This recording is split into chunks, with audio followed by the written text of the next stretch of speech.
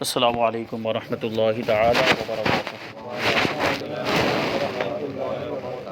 نحمده ونصلي ونسلم على رسوله الكريم اما بعد فاعوذ باللہ من الشیطان الرجیم بسم اللہ الرحمن الرحیم ان اللہ وملائکتہ یصلون علی النبی یا ایہا الذین آمنوا صلوا علیہ وسلموا تسلیما اللہم صل علی سیدنا ومولانا محمد معدن الجود والکرم وآلہ الکرام وابنہ الکریم وبارک وسلم صلاۃ وسلاما علیک یا رسول اللہ صلی اللہ تعالی علیہ وسلم۔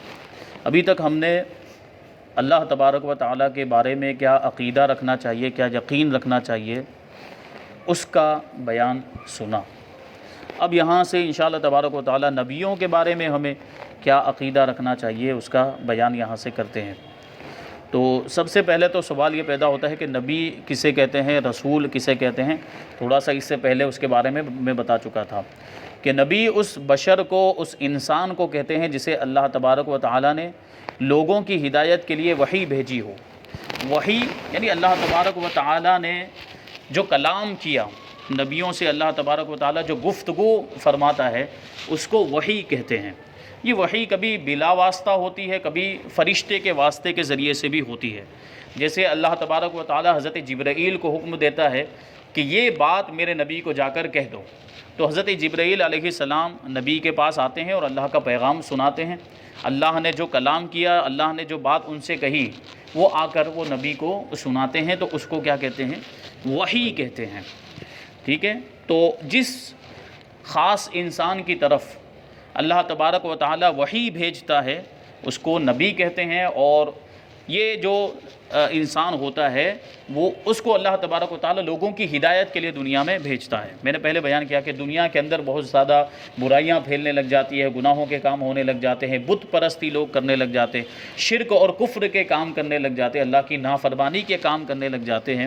تو ایسے وقت میں لوگوں کو سیدھی راہ پر لانے کے لیے، گناہوں سے بچانے کے لیے، اور جو کفر و شرک وہ لوگ کر رہے ہوتے ہیں، بت پرستی کر رہے ہوتے ہیں، نافرمانی کے کام کر رہے ہوتے ہیں، اس سے دور کرنے کے لیے، اللہ سے قریب کرنے کے لیے یہ انبیاء کرام دنیا میں تشریف لاتے ہیں اور لوگوں کی ہدایت کا کام وہ انجام دیتے ہیں۔ نبی اور رسول میں کیا فرق ہے؟ تو اس میں دو طرح کا فرق ہے کہ نبی کو اگر تبلیغ کا بھی حکم دیا گیا ہو تو وہ رسول بھی ہے، اور رسول بشر ہی کے ساتھ یعنی انسان ہی کے ساتھ خاص نہیں بلکہ فرشتوں میں بھی رسول ہوتے ہیں، جیسے حضرت جبرائیل بھی فرشتوں کے رسول ہیں۔ اور انسانوں کے اندر رسول کا ایک فرق یہ بھی بتایا جاتا ہے کہ نبی اور رسول کے اندر ایک فرق یہ بھی ہے کہ نبی تو وہ ہے جس پر اللہ نے وحی بھیجی ہو اور جسے ہدایت کے لیے دنیا میں بھیجا ہو، اور رسول وہ ہوتا ہے جسے نئی شریعت اور نئی کتاب دے کر بھیجا ہو۔ بہت سے نبی ایسے گزرے ہیں جو اپنے سے پہلے والے نبی کی شریعت پر عمل کرتے تھے اور اسی شریعت پر عمل کرتے ہوئے لوگوں کی ہدایت کا جو ہے کہ کام انجام دیتے تھے۔ لیکن بہت سے نبی ایسے بھی ہوتے جن کو اللہ نے نئی شریعت عطا کی، جیسے ہمارے آقا حضور رحمت عالم صلی اللہ علیہ وسلم کو نئی شریعت عطا کی۔ اس سے پہلے یعنی ہمارے آقا سے پہلے حضرت عیسیٰ علیہ السلام کو نبی بنا کر دنیا میں بھیجا گیا تھا، لیکن ہمارے آقا نے حضرت عیسیٰ کی شریعت پر عمل نہیں کیا، بلکہ حضور کو نئی شریعت عطا کی گئی، نیا دین عطا کیا گیا، اور نئی کتاب بھی عطا کی گئی، قرآن مجید۔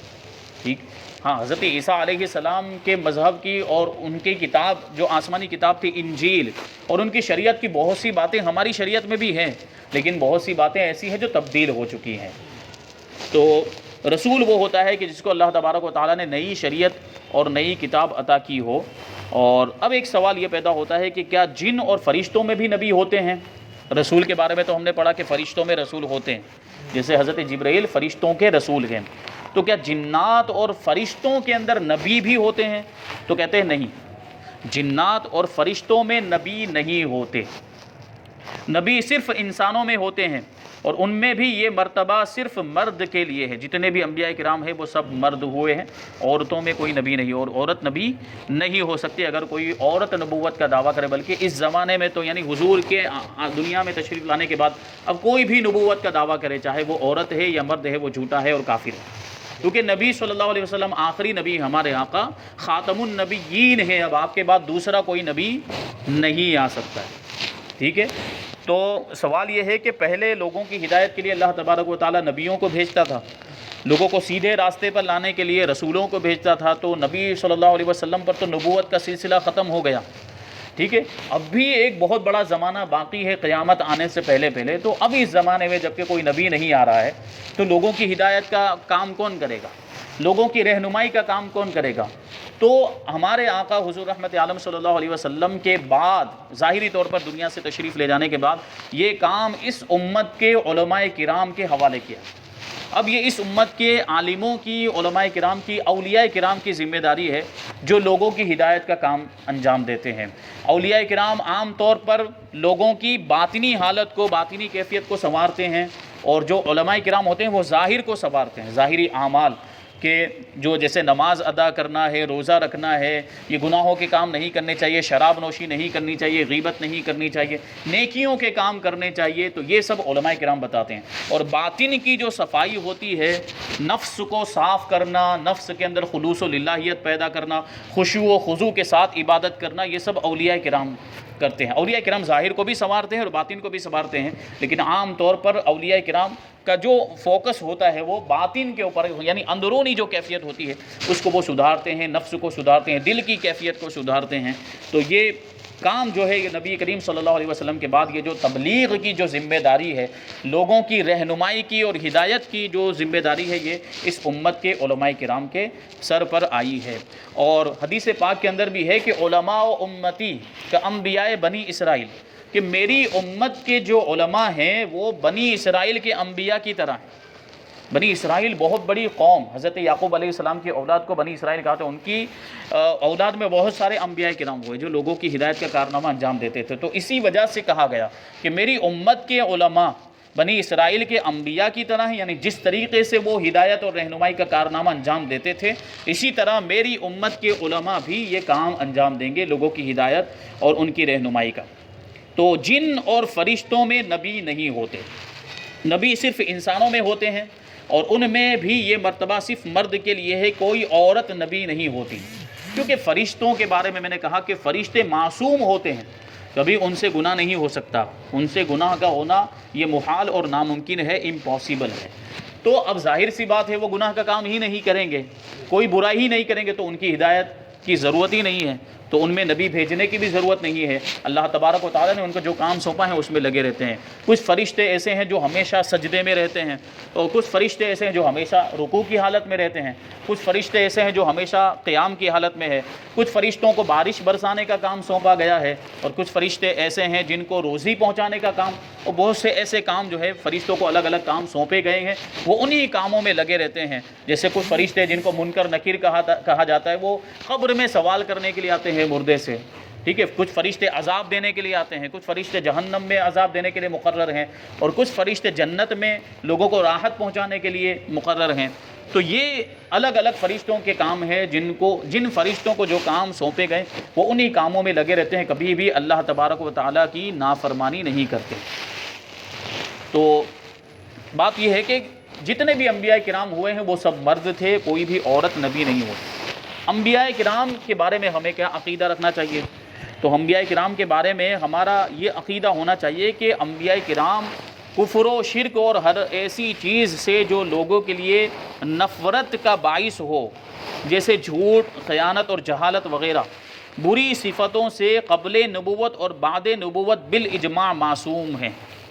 یعنی ایک جماعت تو فرشتوں کی جماعت ہے جو گناہوں سے پاک ہوتی ہے، ان سے گناہ نہیں ہو سکتا، اور دوسری جماعت انبیاء کرام کی، نبیوں کی جماعت ہے، ان سے بھی گناہ نہیں ہو سکتا۔ تو کفر و شرک سے تو پاک ہی ہیں، یہ کفر و شرک خود کیسے کر سکتے ہیں؟ یہ تو لوگوں کو کفر و شرک سے بچانے کے لیے آتے ہیں انبیاء کرام۔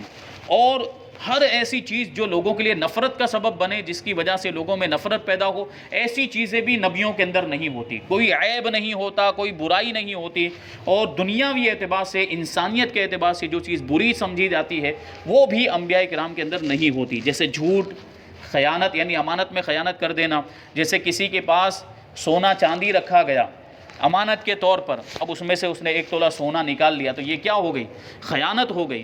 تو ایسی چیزوں سے بھی انبیاء کرام پاک ہوتے ہیں، جہالت سے بھی پاک ہوتے ہیں، ان کو اللہ تبارک و تعالیٰ اپنی طرف سے علم عطا فرماتا ہے، وہ جاہل نہیں ہوتے، ان کو پوری جانکاری ہوتی ہے دین کی، مذہب کی، اور اللہ تبارک و تعالیٰ دنیا کی بھی سمجھ ان کو عطا فرماتا ہے۔ تو یہ جو بری صفتیں ہیں، جو برائیاں ہیں، عیب کی باتیں ہیں، ان سب سے انبیاء کرام نبوت یعنی نبوت کا اعلان کرنے سے پہلے بھی اور نبوت کا اعلان کرنے کے بعد بھی یہ پاک ہوتے ہیں ان ساری برائیوں سے، اور ان سے کسی اس طرح کا کوئی بھی گناہ ہونا یہ محال ہے، یہ سارے ایسے گناہوں سے، برائیوں سے معصوم ہوتے ہیں۔ اور اسی طرح ایسے افعال سے جو وجاہت اور مروت کے خلاف ہو، انسانیت کے خلاف ہو، ایسی باتیں جو مروت کے خلاف ہو، شرافت کے خلاف ہو، ایسی باتوں سے بھی انبیاء کرام پاک ہوتے ہیں، قبل نبوت بھی اور بعد نبوت بھی، یعنی نبوت کا اعلان کرنے سے پہلے بھی۔ جیسے ہمارے آقا نے کتنے سال کی عمر میں نبوت کا اعلان فرمایا؟ 40 سال کی عمر میں نبوت کا اعلان فرمایا، تو اس عمر سے پہلے بھی یہ ساری برائیوں سے پاک تھے ہمارے آقا۔ تو دیکھیں تو ملک عرب کے جو بڑے بڑے جو سردار لوگ ہوتے اس زمانے میں تھے، اللہ کے رسول صلی اللہ علیہ وسلم کا جو 40 سال کا زمانہ گزرا ہے، تو اس زمانے میں حضور اقدس صلی اللہ علیہ وسلم کے اخلاق کریمانہ کا معاملہ یہ تھا کہ سب آپ کو صادق الامین کہا کرتے تھے، کہ یہ محمد صلی اللہ علیہ وسلم امانت دار ہیں، ان کے پاس جو امانت رکھی جائے تو اس کا پورا خیال کرتے ہیں، اس میں خیانت نہیں کرتے، جیسی ان کو امانت دی جائے ویسی کی ویسی واپس کر دیتے ہیں جب واپس کرنے کا وقت آتا ہے، اور ہمیشہ سچ بولتے ہیں، کبھی جھوٹ نہیں بولتے۔ یہ اخلاق تھے اور حضور صلی اللہ علیہ وسلم کی یہ خوبیاں تھیں اعلان نبوت سے پہلے بھی۔ تو سارے انبیاء کرام کا یہی معاملہ کہ اعلان نبوت سے پہلے بھی ساری برائیوں سے وہ پاک ہوا کرتے ہیں اور سارے گناہوں سے معصوم ہوتے ہیں، اور اعلان نبوت کے بعد بھی۔ اور کبیرہ گناہوں سے تو مطلقاً معصوم ہے۔ کبیرہ گناہ جو بڑے بڑے گناہ ہوتے ہیں، جیسے جھوٹ بولنا، غیبت کرنا، شراب پینا، جوا کھیلنا، یا جو ہے کہ کسی کو ناحق تکلیف پہنچانا، ناحق قتل کر دینا، کسی کو مار ڈالنا، یا جو ہے کہ کسی کی چغلی کرنا، یہ سب ایسے جو گناہ ہے یہ گناہ کبیرہ میں شمار ہوتے ہیں، بڑے بڑے گناہوں میں شمار ہوتے ہیں۔ تو یہ گناہ تو انبیاء کرام سے نہیں ہو سکتے۔ اور حق یہ ہے کہ تعمد صغائر یعنی قصداً صغیرہ گناہ، جو چھوٹے گناہ مانے جاتے ہیں، ان گناہوں سے بھی قبل نبوت اور بعد نبوت معصوم ہے، یعنی کبیرہ گناہوں سے بھی معصوم ہے اور چھوٹے گناہوں سے بھی انبیاء کرام معصوم ہے۔ اللہ تعالیٰ نے انبیاء کرام علیہم السلام پر بندوں کے لیے جتنے احکام نازل فرمائے انہوں نے وہ سب پہنچا دیے۔ جو یہ کہے کہ کسی حکم کو کسی نبی نے چھپا رکھا تقیتاً یعنی خوف کی وجہ سے یا اور کسی وجہ سے نہ پہنچایا تو وہ کافر ہے۔ یعنی اللہ تبارک و تعالیٰ نے، ظاہر سی بات ہے، نبیوں کو اللہ جو ہے اسی لیے بھیجتا ہے کہ وہ لوگوں کی ہدایت کا کام انجام دیں گے، لوگوں کی رہنمائی کا کام انجام دیں گے۔ تو لوگوں کی رہنمائی کے لیے اللہ تبارک و تعالیٰ نبیوں کو احکام عطا فرماتا ہے، حکم عطا فرماتا ہے کہ لوگوں کو یہ کہو کہ ایسا کریں، لوگوں کو کہو کہ ایسا نہ کریں۔ یہ نبی کو حکم دیا جاتا ہے، ان پر وحی ہوتی ہے۔ تو جتنے بھی احکام، جتنے بھی حکم، جتنے بھی پیغامات اللہ تبارک و تعالیٰ کی طرف سے نبیوں کو ملتے ہیں وہ سب لوگوں کو پہنچا دیتے ہیں، جن کو لوگوں کو پہنچانے کا حکم دیا گیا ہوتا ہے۔ تو کسی بھی حکم کو وہ اپنی طرف چھپا کے نہیں رکھتے۔ اللہ نے کہا کہ یہ حکم لوگوں تک پہنچا دو، تو ایسا نہیں کہ نبی اپنے پاس ہی رکھ چھوڑیں گے، نہیں، بلکہ وہ ان پر فرض ہوتا ہے، ان پر ضروری ہوتا ہے کہ وہ اس حکم کو لوگوں تک پہنچا بھی دیتے ہیں۔ تو کوئی بھی اگر ایسا عقیدہ رکھے کہ کسی نبی نے کوئی حکم چھپا کر رکھ لیا جو اللہ نے ان کو حکم دیا تھا کہ یہ لوگوں تک پہنچا دینا، اللہ کا کوئی پیغام چھپا کر رکھ لیا، ایسا کوئی عقیدہ رکھے تو وہ کافر ہے۔ کیونکہ نبی اللہ تبارک و تعالیٰ کے چنے ہوئے بندے ہوتے ہیں، اللہ کے انتہائی مقبول بندے ہوتے ہیں، اور ان کو اسی کام کے لیے بھیجا گیا ہوتا ہے۔ تو ان سے، ان کی ذات سے یہ تصور ہی نہیں کیا جا سکتا ہے کہ ان کو اللہ نے کسی بات کا حکم دیا ہو اور وہ انہوں نے نہ کیا ہو۔ تو انبیاء کرام تو معصوم بھی ہوتے ہیں اور انتہائی مطیع و فرما بردار ہوتے ہیں اللہ تبارک و تعالیٰ کے۔ اللہ ان کو جو بھی حکم دیتا ہے وہ اس پر عمل کرتے ہیں، اور جو احکام انبیاء کرام کو اللہ تبارک و تعالیٰ لوگوں تک پہنچانے کے لیے عطا فرماتا ہے وہ لوگوں تک پہنچا دیتے ہیں۔ احکام تبلیغیہ میں انبیاء سے سہو و نسیان محال ہے۔ احکام تبلیغیہ یعنی لوگوں تک پہنچانے کے لیے جو احکام انبیاء کرام کو ملتے ہیں اللہ تبارک و تعالیٰ کی طرف سے، اس میں انبیاء کرام سے کوئی بھول چوک نہیں ہو سکتی۔ ایسا نہیں کہ اللہ تبارک و تعالیٰ نے کوئی حکم دیا اور انہوں نے دوسرا حکم بیان کر دیا اس کی جگہ پر، یا اس کو بھول گئے معاذ اللہ، ایسا نہیں ہو سکتا، کیونکہ اس سے جو مقصد ہے وہ مقصد فوت ہو جائے گا۔ نبیوں کو دنیا میں بھیجنے کا مقصد لوگوں کی ہدایت، اب نبی کو اللہ کی طرف سے جو حکم ملا اگر وہ بھول جائیں یا اس میں سہو ہو جائے ان سے کہ ایسا نہیں ایسا ہے، جو ان کی طرف سے خطا ہو جائے، تو پھر وہ مقصد پورا نہیں ہوگا لوگوں کی ہدایت کا۔ اس لیے یہ بات محال ہے کہ ان کو جو حکم ملا ہے اس میں انبیاء کرام سے سہو و نسیان ہو جائے، یعنی بھول چوک ہو جائے، یہ انبیاء کرام سے ہرگز نہیں ہو سکتا، ناممکن اور محال ہے۔ ان کے جسم کا برس و جزام وغیرہ ایسے امراض سے جن سے تنفر ہوتا ہے پاک ہونا ضروری ہے۔ کچھ بیماریاں ایسی ہوتی ہیں جس کی وجہ سے دل میں گھن پیدا ہوتی ہے، وہ نفرت پیدا ہوتی ہے، جیسے کوڑ کی بیماری ہوتی ہے، سفید داغ کی بیماری ہوتی ہے، تو ایسے لوگوں سے جو لوگ ہوتے ہیں انسان وہ دور بھاگتے ہیں، اور ایسا تصور بھی ہے کہ اگر وہ ان کے ساتھ میں رہیں گے تو یہ بیماری ہمیں ہو جائے گی۔ تو ایسی بیماریاں جن سے لوگوں کو گھن ہوتی ہے، جن سے لوگ نفرت کرتے ہیں، ایسی بیماریوں سے بھی انبیاء کرام کا پاک ہونا ضروری، ایسی بیماریاں ان کے اندر نہیں ہوتی۔ اللہ تعالیٰ نے انبیاء کرام علیہ السلام کو اپنے غیوب پر اطلاع دی، ٹھیک ہے، یعنی جو غیب کی باتیں تھیں، جو چھپی ہوئی باتیں تھیں، وہ سب باتیں اللہ تبارک و تعالیٰ نے انبیاء کرام کو بتائی۔ مگر یہ علم غیب یعنی چھپی ہوئی باتوں کا جو علم ہے، ان کو جو اللہ تبارک و تعالیٰ ان کو جو ملا ہے یہ اللہ تبارک و تعالیٰ کی عطا سے ملا ہے۔ انبیاء کرام کو جو بھی علم ملا ہے وہ اللہ تبارک و تعالیٰ کی عطا سے ملا۔ ہمارے آقا کو بھی علم غیب ہے، جب سے دنیا بنی ہے اس وقت سے لے کر قیامت ہونے تک، بلکہ میدان محشر، جنت اور دوزخ میں، جنت میں کون جائے گا، جہنم میں کون جائے گا، سب چیزوں کا علم اللہ تبارک و تعالیٰ نے ہمارے آقا کو عطا فرما دیا۔ تو قیامت تک کے واقعات، بہت سے ایسے واقعات ہیں جو حدیثوں کے اندر بیان کیے گئے کہ قیامت سے پہلے ایسا واقعہ پیش آئے گا، ایسا فتنہ اٹھے گا، قیامت کی نشانیاں بیان کی گئی ہیں، بڑی بڑی نشانیاں بھی بیان کی گئی، چھوٹی چھوٹی نشانیاں بھی اس میں ہیں۔ تو یہ سب چیزیں جو آئندہ ہونے والی ہیں، جو غیب کی باتیں ہیں، یعنی ابھی ہمارے سامنے تو نہیں ہے یہ سب، ابھی تک تو ہوا نہیں، بہت سی ایسی چیزیں ہیں جو اللہ کے رسول نے ارشاد فرمائی تھی اور وہ ابھی ہو بھی چکی ہیں، اور اس کے مطابق ابھی اور ہونے والی ہیں۔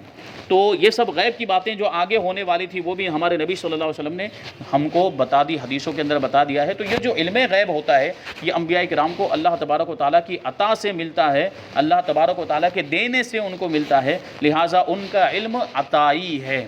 تو اب یہ جو وہابی دیوبندی جو کہتے ہیں کہ معاذ اللہ نبی پاک صلی اللہ علیہ وسلم کو علم غیب نہیں، اگر علم غیب مانو تو وہ خدا کے برابر ہو جائیں گے، تو یہ بالکل بے وقوفی اور جہالت والی بات ہے۔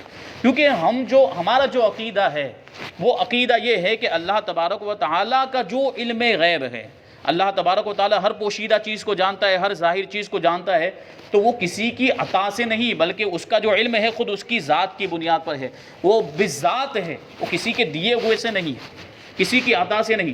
جبکہ انبیاء کرام کو جو علم غیب ملا ہے وہ اللہ تبارک و تعالیٰ کی عطا سے ملا ہے۔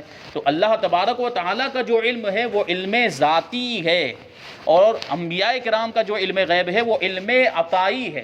یہ ہمارا عقیدہ ہے۔ تو جب دونوں میں فرق ہو گیا تو یہ کیسے کہا جا سکتا ہے کہ اگر نبی کے لیے علم غیب مانے تو وہ خدا کے برابر ہو جائیں گے؟ ہرگز نہیں ہو سکتے، بلکہ نبی کا جو علم غیب ہے وہ خدا کا دیا ہوا ہے، اور خدا جس کو عطا کرے تو پھر وہ خدا کیسے ہو سکتا ہے؟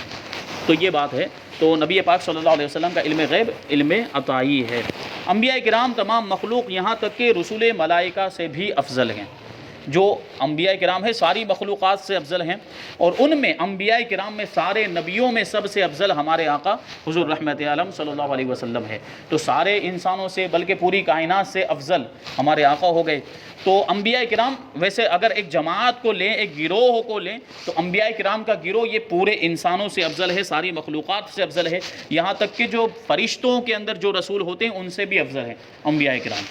ولی کتنا ہی بڑے مرتبے والا ہو کسی نبی کے برابر نہیں ہو سکتا، کیونکہ نبی ایک خاص مرتبہ ہے، یہ اللہ تبارک و تعالیٰ اپنے خاص بندوں کو عطا فرماتا ہے، اور ولی یہ الگ جو ہے کہ کیٹیگری ہے، اور جو اولیاء کرام ہوتے ہیں وہ کبھی بھی نبی کے برابر نہیں ہو سکتے، چاہے جتنی بھی ریاضت کر لیں، جتنی بھی عبادت کر لیں، جتنی بھی نمازیں پڑھ لیں، کوئی ولی نبی نہیں ہو سکتا، نبی کے برابر نہیں ہو سکتا۔ جو کسی غیر نبی کو کسی نبی سے افضل یا برابر بتائے وہ کافر ہے۔ جو نبی نہیں ہے اس کو نبی کے برابر بتا دے یا نبی سے افضل کہہ دے، جیسے کہ بعض وہابیہ نے اپنی کتابوں کے اندر لکھا ہے کہ معاذ اللہ کہ امتی بھی کبھی کبھی اعمال کے اندر نبی سے بڑھ جاتا ہے، ایسی باتیں بھی لکھی ہیں انہوں نے، تو وہ کافر ہو جائے گا جو نبی سے کسی غیر نبی کو نبی سے بڑھ کر کہہ دے، نبی سے افضل کہہ دے یا نبی کے برابر کہہ دے، ٹھیک ہے۔ نبی کی تعظیم فرض عین ہے بلکہ اصل تمام فرائض ہے۔